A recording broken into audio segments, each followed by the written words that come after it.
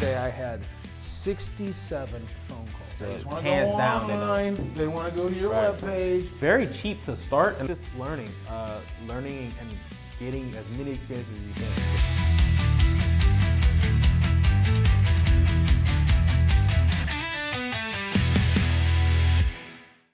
Or what were you looking for when you chose BIM Boss? Well, BIM Boss, I'm a systems guy, so I've said that 1,000 times, but I'm a systems guy.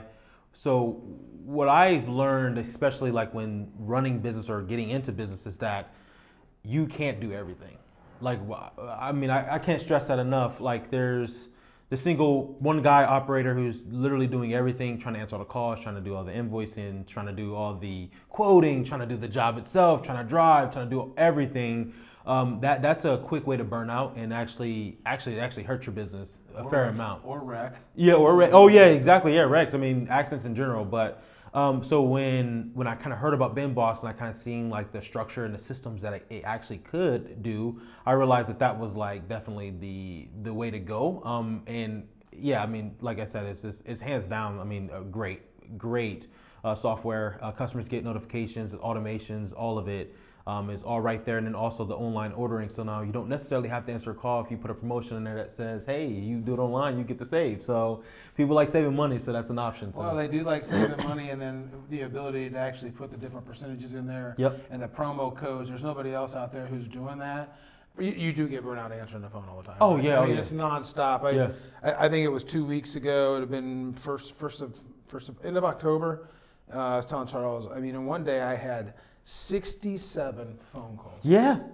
67 phone calls. I mean, I think we averaged out, it was like a call every 8 minutes.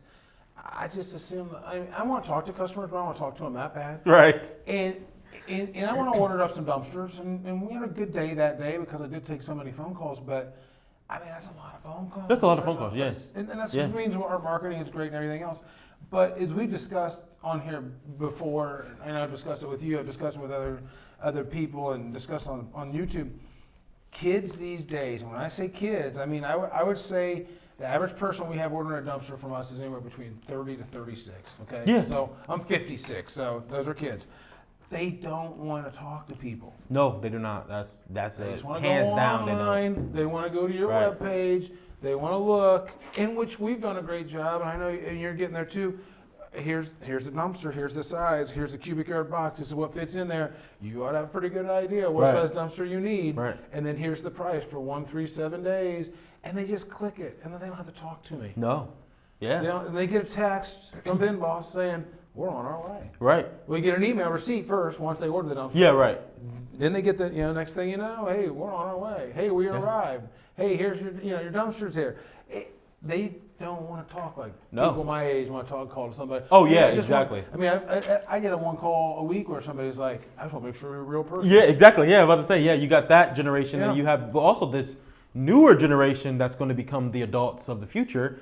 They don't even call. They just do everything is on their phone, typing, iPads, cell phone, all of it's there. So like they don't want to get on the phone and talk. So they're not even doing that. I mean, everybody's using AI nowadays. So they will ask the AI a question before they call a human and ask a question. So, yeah. So you know what's funny about that is we got one of the people who just scheduled a demo with us went and AI'd what's the best demo, what's the best software for my dumpster company, and I don't know what we've done right, but it said us. And he told Charles that he's like, hey, I recommended you. Like that's pretty cool. And I know the problem is Charles. He's good at his job. I have to say he's good at his job. So. Yep, depends on the day. Oh yeah. Everybody has their days. All right, so when it comes to BIM Boss, what features do you feel have saved you the most time? Online ordering, obviously. And then the ability for me to actually go in, so like if a customer calls my phone, go in and actually put the information in that they're looking for, and then just send them the invoice, and they can pay right there on the email. That's like hands down, because I don't have to really go anywhere further than just, hey, this is what you're looking for, this and the other. Here's the email. They pay it right there, and then they get on the schedule. I know you're just starting out, but how many phone calls a day do you get somebody saying, I placed an order, where's my dumpster? That's not happened yet, but I can see why it would happen. Especially if someone's doing it online. I mean, if they do everything correctly, then then it should be on the way. So. Yeah. So Monday morning, I mean, I can count on my phone ringing at 7:15, and it's all those customers. Hey, do you know when my dumpster's going to be here? You know, where's it at? So that's something you will face. Yeah, well, but it's nice on BIMBOSS because I pull up the schedule, I can see what the drivers are. I just say, what's your address? What's 7330? So I just punch in 7330, boom, it pulls up. Okay, it's been assigned to this driver. A lot of times you don't know, 7 in the morning, I don't know exactly when we're going to get there, but you have a driver assigned, they're usually there by, because I know where they're at. And one thing that helps too is when I pull it up, I always, confirm. Okay, Kurtis? Yeah. This is your address? But okay. It's been assigned to so-and-so. We'll be there probably before 10 o'clock. Is that okay? Yeah. I just want to know, do I need to be here? No, you don't need to be there. Right. Okay, that's fine. So it's part of confirmation, part of making sure someone answers the phone. Part of it's just them saying, oh gosh, I forgot I was getting a dumpster. I better call about that. Yeah. So it's just wanted to make sure we get that in junk removal all the time. Do I have to be there? And sometimes you do if the door's locked, but most times you don't have to be. So with dumpsters, you just literally drop it right off in the driveway and move on. So. That's true. That's something we don't have to deal with. No, at all. Yeah, I was to say that's park cars, the driveway. Yeah, but not about the door. Yeah. So in junk removal, what kind of customers are you servicing mostly? So our biggest customer group is, age-wise, it's definitely the older generation, but then it's people who are on the outskirts. So it's not like a lot of people in the city. We actually focus more on the outskirt or the underserved areas. So I would say in the dumpster business, it's vice versa. It's a lot of, and I haven't been getting it as much lately, but we've been doing a lot more online orders. But when I was answering the phones more, I would guess it was 30 to 35% were children whose parents had died or were moving to nursing homes. Oh, and they were moving stuff Yeah. out and trying to, be respectful of their belongings and all that. But we got that a lot.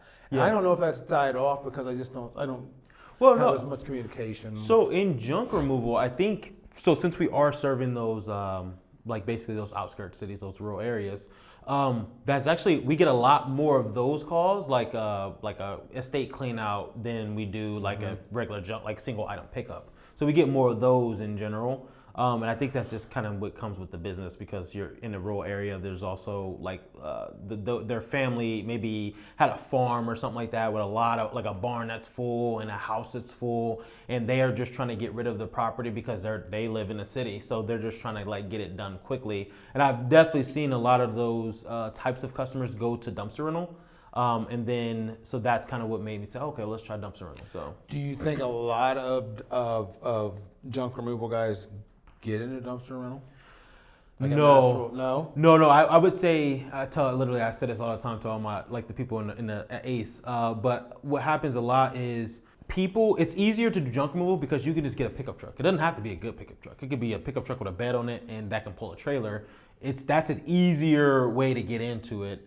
Dumpster rental, you have to have the equipment. So if you don't have the best of credit, if you don't have people if you can't afford the equipment yourself, then you're kind of in a position where you're stuck in between, okay, well, I can't do that yet, but maybe I can start junk removal and it's a little bit easier to get into that realm or that field. So that's a good point. I remember when I was running the dumpsters just myself, I would go in there and we weren't over on the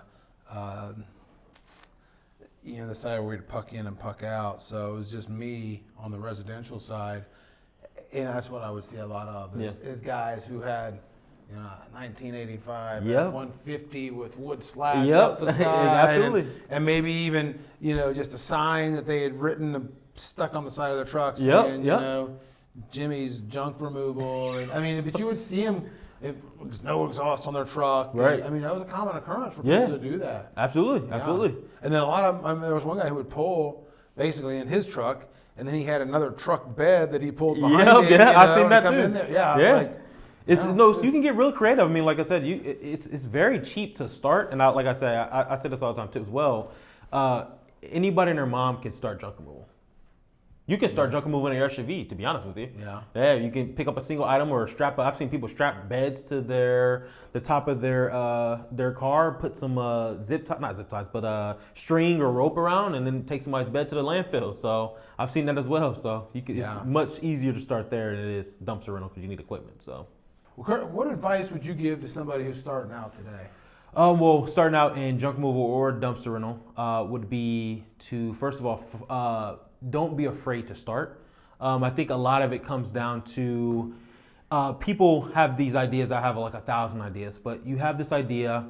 You can't just sleep on an idea or wait for the perfect opportunity for that idea to come through. You have to actually jump and maybe fail a couple of times. I failed at several different businesses before we get to ACE. But you don't be afraid to jump out and fail. Because once you fail, you will learn from that and be able to kind of build up whatever experience you've gotten and kind of move it on to your next one. So I would say we could do a whole podcast on that, not being afraid to fail. I mean, that's what. Gosh, yeah. That's the reason you're here, and the reason I'm here is because you're not afraid to fail. Of course. Yeah, it's gonna happen. Yeah. I don't care who it is, how you do it. I know you're scaling out, and I want to talk to you about that. We're scaling out on doing some stuff. Mm-hmm. One of these times we're gonna fail. Yeah. The chances are it's gonna happen. Yeah, my thing is you want to fail first. You want to actually fail with the quickest. Whoever fails the quickest is usually the one who wins. So that's Explain that. So, like I said, if you can jump, you may not have all the experience in the world. You may not even know how the industry, half of the industry which you're jumping into. But if you can go out there and fail before the next person, you are more than likely going to have more knowledge than that next person coming in. So then at that point, when you're getting ready to go into your next venture or I used to have All-Time Solutions and I had Ohio Junk Experts. So from there, I was able to kind of realize, okay, All-Time Solutions, that was my first failure because it didn't have anything to do with junk removal. So how can they find you if it's All-Time Solutions? You have to figure out, okay, now it's junk removal. I got to add in that into my domain now. I got to add something about junk. So then I can rank a little bit better. So, and then from there, you realize, man, wait, there's even further. You can go and become in multiple states by just changing your name and just having something about junk removal in it. So that's kind of what I would say. Fail first, fail fast, and then you can succeed from there. And your junk removal is a multiple stage, correct? Yeah, absolutely. On the national scale, with your junk removal, tell me about how that got started, and then tell me about the marketing and how you're servicing, I mean, essentially nationwide. Yeah. How do you service it? Because I know we talked about it one time. I'm just like, you're doing what? Right. How? You got how many web pages? Yeah, everybody. So I think the biggest thing is, like I said, not being afraid to fail. So the biggest thing I realize is like, there's only so many calls you're going to get for junk removal in your hometown. There's only so many calls. So not being afraid to say, okay, well, we're not going to only service Columbus, we're going to service Cleveland. We're only going to service Cleveland and Columbus, we're going to also do Cincinnati. So then from there, you kind of you start to expand. And so then you may ask yourself, well, how do you do all those areas? Like there's multiple jobs a day. Then you start to incorporate other people, employees, contractors, or whatever the case may be. You start actually growing your network of haulers, basically. So in order to be in the position you're in, you're winning the jobs first. Yes. You're winning the job first and worrying about how you're going to accomplish it next. Absolutely. Okay. And the winning of the job is basically, I'm assuming, the keywords, the advertising. Yeah, advertising. When you say Google search, junk removal, your name pops up first. Exactly, ads and everything, yeah. Okay. So you pop up over me, and you're out of Columbus. I'm in Dayton. Hypothetically, we're Pack Mule, junk removal. You're not going to send a truck from Columbus to Dayton. You're going to call me, right? Yeah, unless we can do it. If we can do it in-house, we'll just keep it in-house. Okay, let's say we're in Indianapolis. Yeah, it's yeah. further. Yeah, it's further out, right. Yeah, so I'm in Indianapolis with Pack Mule, junk removal. You're in Columbus. And then you say, hey, Todd, I'll pay you this much money to do this junk removal job. And you're keeping a percentage for yourself. Correct. But your profit is essentially made is because you won the Google search. And then you're the one saying, you probably have a couple people, I'm assuming, out of Indianapolis. Yeah, right, exactly. I'm going to call 3 or 4 guys. Yeah.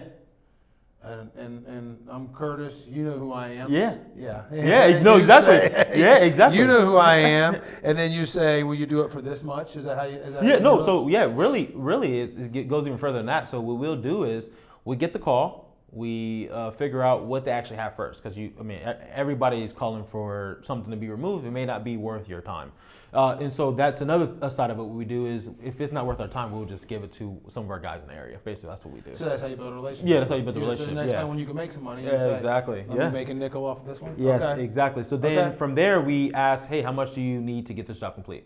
And then from there, we quote. And then if we win the bid, great. If not, we just give it to our guys. So you ask them. You're not telling them. Oh, no. You don't say, no. I need you to do this job for $500. You say, No. what would it cost to do this job? Yeah, absolutely. Okay. Yeah, absolutely. Well, I mean, that's probably one of the reasons why you're so easy to get along with. Yeah, right, exactly. I mean, Running a dumpster company isn't for the faint of heart. It's long hours, juggling drivers, chasing payments, all while trying to keep the next job on track. I'm Todd, owner of Mule Dumpster Rentals. Trust me, I've lived every headache you're dealing with right now. That's why we built Bin Boss. It's more than software, it's a system that makes your dumpster business run like a machine. So you can handle more jobs without more trucks, let customers book online anytime, keep them happy with real timelines, and finally get invoices out before they collect dust. We haul too, and that's why this works. You want to see how it can transform your business? Bet on yourself with Bin Boss and book a demo today. obviously you're nationwide with junk removal, and now staying in the Columbus area where you're doing the dumpsters. What made you want to call Mule and start this relationship? Oh well, this is actually a very unique situation because when I started, I was I think I was Ohio Junk Experts at the time. It was actually same time we are right now. It was actually winter time, and I think it was one of your drivers actually driving, and he was going every day. I would come outside and see him. We used to do jobs for a thing called Check Sammy, where we would, it's like small what is it called? That's like a commercial jobs like. Dumpster corral cleanups, and anybody in junk removal knows Check Sammy. So, but we were doing jobs for them, and I seen your driver, and I'm like, man, he's busy every day. Like in this winter, it's dead of winter, snow on the ground, and I was like, I need to figure out how he's doing that. So I'm very obsessive. So I'm like, how is he doing this? So I was just like looking at the website, and then at the bottom I seen it's Five Rivers Marketing, right? Yeah, I always want to say Lakes. Five Rivers Marketing. So I clicked on that and actually brought up a website. So I was like, okay, I'm gonna give him a call or send a form in and see if I can actually get some information about maybe getting a website created, because obviously something that they're doing is working. And then came to a conversation with Charles actually, and then from there Charles let me know about Mule. And then from there, he's just like, hey, I was like, hey, my next step is to get into dumpsters. And I didn't think he was going to even say anything to me about the dumpsters. And then he was like, hey, actually, we're trying to expand the dumpsters into Columbus. And I was like, oh my goodness, this is actually crazy. It's working out ridiculously well. And then, yeah, from there, it's like the rest is history. And again, that's the second, just not being afraid to fail. So I could have called and Charles would be like, no, this guy's trying to become... He's trying to compete with us. So yeah. He could have been like, no, I don't want to do that. So he could have cut me off in the beginning. But again, it's not being afraid to go out there and actually put yourself out there. I think that's been the theme. I mean, we're going to have some other videos where we're talking about it. But I mean, you can't be afraid to collaborate or meet with your competition and talk to them, figure out what's going on. Because you can help them or they can help you. That's for sure. I will say, what I've realized is in dumpster rental, it's actually easier to collaborate than it is in junk removal. Because really in junk removal, it's a race to the bottom, technically, because everybody wants to underquote or quote under you so that they can win the job. Yeah. In dumpster rental, it's like you call somebody who's like, hey, like a lot of times what happens is sometimes we get calls for like 30 yarders or 40 yarders. Yeah. We don't have those yet. So what we'll do is we'll call another dumpster company like, hey, we're Mule of Columbus and we have this job that's in Lancaster. Can you get a 30-yard dumpster out there? And they're like, oh yeah, absolutely. And they'll work with us on price and everything. So it's it helps. But in junk removal, you can't, people want their money and they want it when they want it. In dumpster rental, they're like, hey, we can help you kind of do something. So, and I think that's the biggest thing, what I've learned, especially in the month that I've been in this dumpster portion, is people, they are helpers in dumpster, and more in junk removal, they want to just kind of be the one who wins the job, which... Well, it will only work for so long. Yeah, sooner or later, you'll run out of money to be able to even do the jobs. Yep. So, yeah. Yep. I know we discussed with you having the two trailers or two chassis of ours now. the name, right? Yeah. Because the marketing is still working. I'm still getting the phone calls. Yeah, I know you are. I get about one a week, and I'm passing them Yeah, on I know to you you. do. But I mean, are you? Because we discussed, people love. You came up with Ace. That's your baby. That's your name. That's your logo. Mm-hmm. That's your whole. Are you okay with Pack Mule Columbus now? Is it? Oh. Is it something? That, Oh no, yeah, absolutely. Originally, what I was thinking is like I was gonna want to bite off the name anyway because people know Pack Mule. Like in Columbus, they know Pack Mule. It's funny when I drove the truck. I'm driving the truck in the chassis system. I'm like, oh, Pack Mule is back, and I'm like, which is crazy because I'm like, yeah, I guess it is. So I mean, it kind of just worked itself out. And a lot of times, like I mean, it doesn't. To be honest, it doesn't matter what the name of your company is.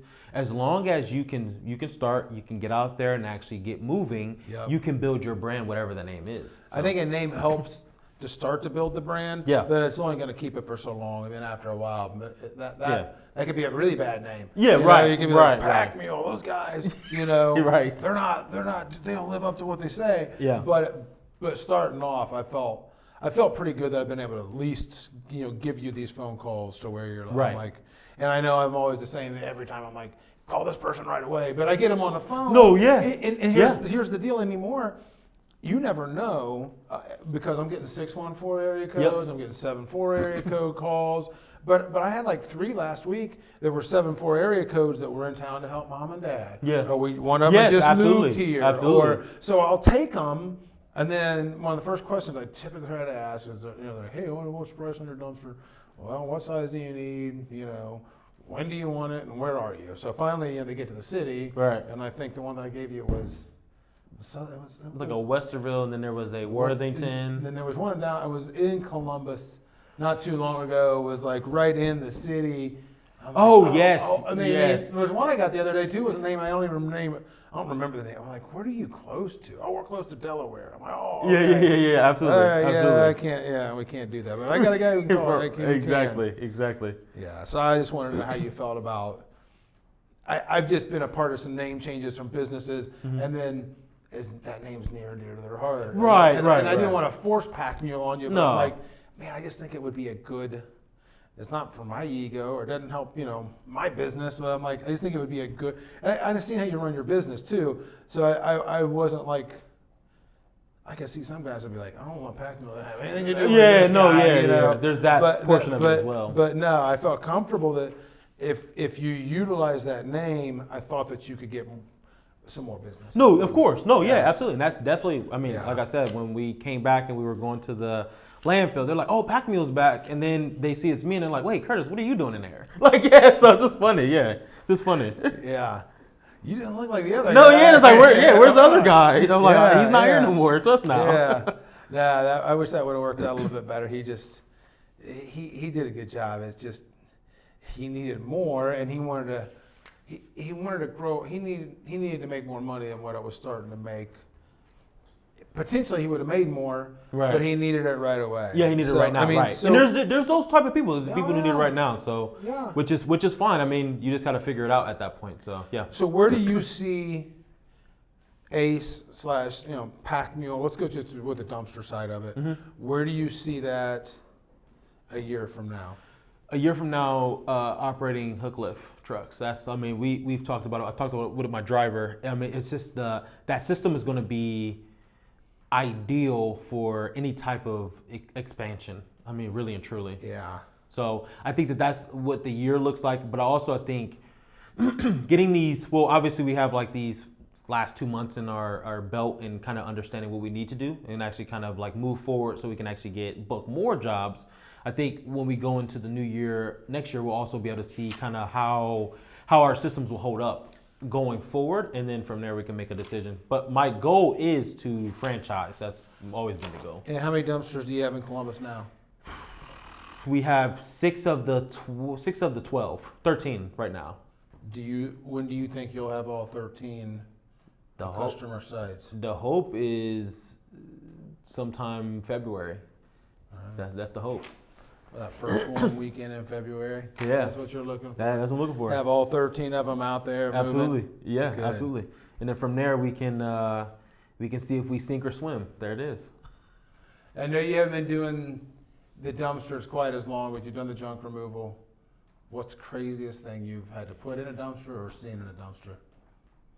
Well, I don't know if I have anything for that, but I do have a crazy, like one of my first junk removal jobs, like when we had created the business, there was a vacant lot, like for a gas station. It was like one of those like truck stops where they park and overnight. And we were doing we were doing like a vacant lot cleanup. We get done, we thought we were done, and then we call the person who contracted us out to come out, and it's like, oh no, you didn't get everything on the site? And I'm like, wait, no, we got everything.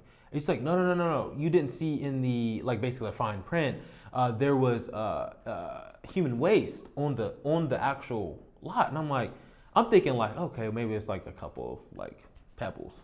No, it was like a literal ton of, like, I guess an RV had just offloaded it onto the floor. Yeah. That was our first job. And it's funny, I was telling my fiance, I was like, man, if I can do that, I think I can do anything. Oh, yeah. I was like, I think I man. can do anything. I was like, at that point, it was just like, man, like you get out there and it's like, this is real. Remember we talked earlier about us getting fired from jobs a Yeah, lot? like, That'd have been me. I'd have been like, I'm going to hit that with a water blaster, Right. and I'm done. Right. So yeah, it was like literally a ton. Like it literally was the only thing in our dumpster. It was in this like little So where cart did you thing. take it to? You had to take it to landfill. They will take that? Landfill, to my knowledge, there's no thing that they said that they don't. So, I mean, I don't.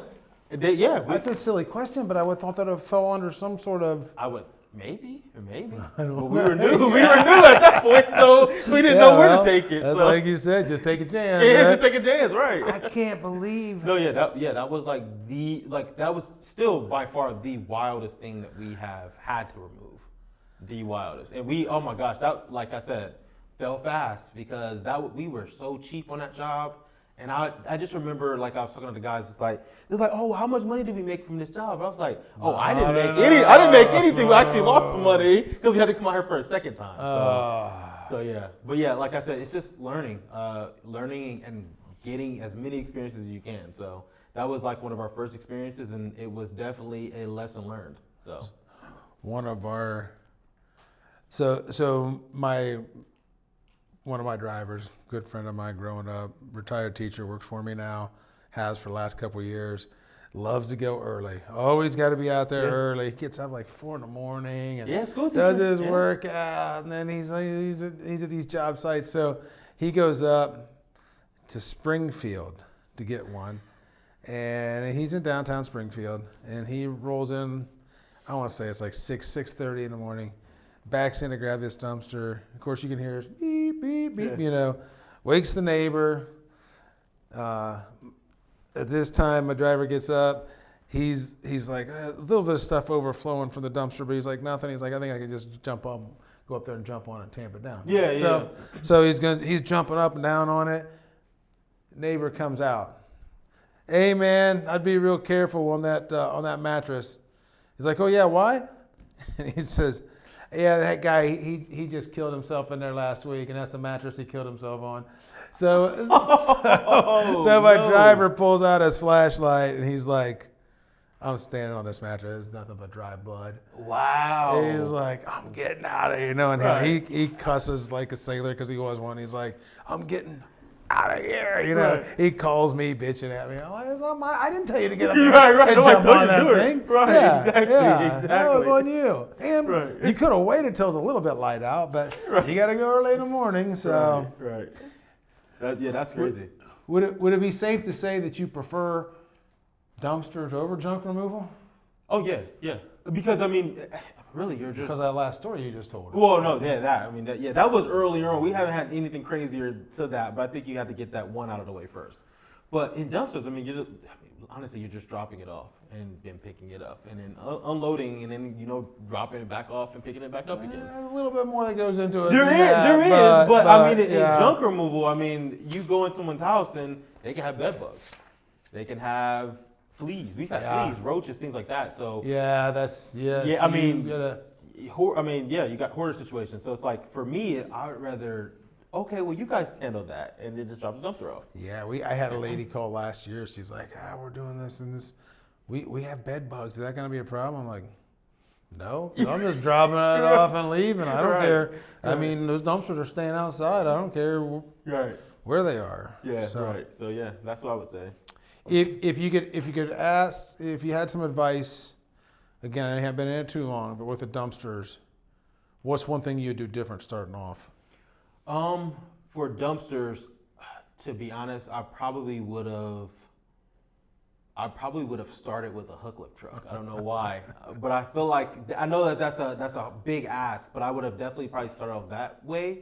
But honestly, I mean, I'm in a perfect situation. I mean, there's like those rent to own dumpsters, like you can get from like, what is it, like can't think of what it's called, but it's like Silverline or something. But that's like $1,500 a month.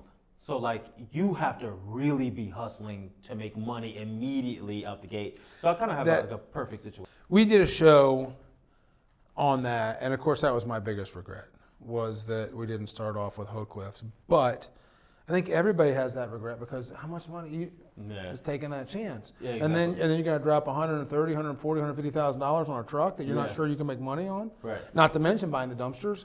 That's yeah, woulda, shoulda, coulda world. It's great, but I mean, I know we discussed it when you went with the chassis, because we were just gonna list them and sell them. Right. One of the things I was concerned about is I didn't want to sell them to a competitor, and I don't want somebody around Dayton buying them. Yeah. So it was a good fit for you, and I feel like our agreement with what we got going on is good. Right. But I did tell you you're gonna want to get away No, from yeah, these. yeah, yeah. That's the first thing you said, actually. Yeah. Yeah, and Literally, it's I'm true. just showing us how to use them. Yes, it's true. As you're running them, and you're gonna be like, oh gosh. But when it works like it's supposed to, Yeah. it's good. It's great. It's Oh, yeah, nice. yeah. It's nice, and you have the trucks, Right, You right. know, that can haul them. So Right. that made it nice. Right. But yeah, when there's those tight spots, that's where you're like, okay, I understand why. So. Yeah, it did. I had to back some stuff in the other day, and I'm like, I'm still pretty good at this. 'Cause I suck to start with. We were talking about another podcast we're going to come out with. We're talking about getting into some of those tight spots, and man, I mean, it would take me. It just took forever. No, yeah. It took forever. Yeah. But as I got at the end there, before we switched to hook lifts, man, I mean. Just look at it. Okay, yeah, I can hit that, and just back it straight up without thinking. Without even thinking. But if I jumped in one right now, it'd still take me some time, because I just don't. It's the skill that you got to stay up. Oh yeah, of course. Yeah, absolutely. Yeah. Especially with how big the truck is, especially. But yeah, I think, like I said, I don't know how you actually started with the 8-foot bed dually and the gooseneck, because a gooseneck is a little easier to maneuver, but it takes a little longer to maneuver. Like the bumper pull is much faster. I don't know how you started off like that. That's you jumped into something and had to learn very quickly. I did. That truck is huge. I did, and I didn't learn very quickly, because I mean, I would go practice in our yard in Miamisburg. I would go practice a lot. Yeah. I mean, I know that sounds silly. Like some people just you naturally need- have backing, but I bet I've had at least 20 hours of practice in. Yeah, that's I would just pick things out, and I'm like, I'm gonna get, and I mean, one angles, time, one time I knew I meant to do it, but there was a pole that guards this sewer monitor system there at where we are, and I wanted to get as close as I could to it, and I did. But then I couldn't figure out how to get away without hitting the pole. Yep. And I'm like, I don't know what I'm going to do now, But that was part of the practice, and it didn't mess anything up. But I mean, it left a couple scratches in the chassis, which is no big deal. They buffed out. It was just paint, but it was just like, you just had to practice and keep practicing. And that's what whenever I tell people when I train them, I'm like, hey, what we're going to do is, we got dumpsters here for storage. You're going to actually just back in. You're going to come in this way and back in. You're going to come in this way and back in, and just keep backing it in until you get to the very part that, the edge where you're going to lift it, raise it, and let it go. Because, other than the first couple of times, that's the easy part to get the dumpster off of there. Yeah, exactly. Exactly. But I mean, if I was advising somebody and they wanted to start and they weren't sure, I would definitely, chassis are worth taking a chance on just to see if it's something that you want to do. Yeah, yeah. Because then they also have, they actually have their resale value too. Yeah. So yeah, I mean, it's not like if you jump, it's not like a car. You're gonna jump into, it's gonna be depreciated. I mean, it depreciates a little bit, but it still has its value as well. Obviously, if you find the right market to sell it in. Yep. So yeah. For sure. So, all right. Well, Kurtis, we're gonna wrap up here. First off, thank you. Yeah, Appreciate sure. it. Of Good course. to see you again. Good to see you too. Why don't you tell people where they can find you? You can, with your many businesses that you have out there. Just keep reading all the web pages that you have if you want. Yeah, so you can find us on anywhere Ace Removal Services. That's our main brand. We have the Valet Trash Experts. That's like door-to-door trash collection. We have Pack Mule, or I think it's called Columbus, Ohio Dumpster Rental .net. That's our dumpster rental site. And we have some more coming. So yeah. All right. Well, thanks. Go check out Ace Dumpster Experts. And if you're looking to start your own business, you can always check us out too at www.mybinboss.com. Of course, you got packmuledumpsters.com. We're out of Dayton. He's out of Columbus. And of course, if you like this podcast, make sure that you hit like and subscribe. Please leave comments because we like to follow up on those comments and ask us some questions. Hopefully we have some good answers for you. Thank you. Thank you.